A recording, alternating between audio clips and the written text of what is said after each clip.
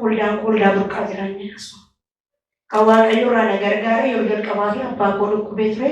Abbaa koo dhukkubee iddoo sana hin taa'an ture guyyaa facaaseedha. Bishaanii haalandii lama bitee dhufe haalandii sana lama irratti bulaan koo lama immoo jimmaan qormaata deemu irratti naa kadhadhaan jedhee irraa jiran. Irratti naa kadhatanii haadha koo abbaa koo kan kulaalitii dhukkuba ture haadha koo immoo biila dhiitee jira ture. Bishaan sana fuudhee galee biilla haadha kootti nannaqeen ture haati koos hin fayyide abbaan koos hin fayyide.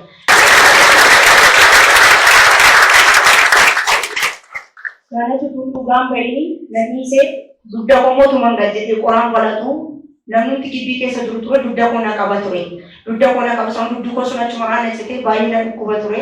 Raajii sana dhufee malee raajii naa kadhatan jechuudha. Isaan na fayyee dhugaan baha. Isaan darbee immoo laphee koo jalaa sitti toon qonamee jira. Naan jiree raajii laphee koo jalaa baay'ee akka madaatti na dhukkuba ture. Sana dhugaan bahan jechuudha. Sana darbee masuun isin darbee obboleessa koo kulaaleetiin dhukkubee isa dhugaan baanee walitti qabee deebisee isa tutuun dhugaan bahini deebisee numaan immoo gadameessa koo kulaaleetiin walitti na dhukkubee jechuudha.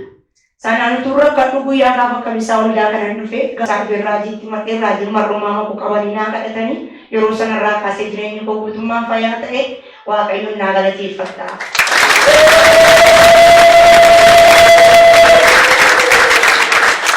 Baay'ee Waaqayyoon naa galateeffadha. Raajii kanas bara deeman bara isaanii dhumaa dhaloota isaanii bakka guddaa Waaqayyo isaan ga'u utuu nama hin dhufin utuu amala namaa jiggoo isaanillee nama bukkeen dhaabbatu jajjabaatu namaan hin jedhu amala nama tuffachuun qabanii baay'ee gaddeeganii dhugaan wajjin baay'ee dadhabu Waaqayyoon baay'ee naa eebbisa.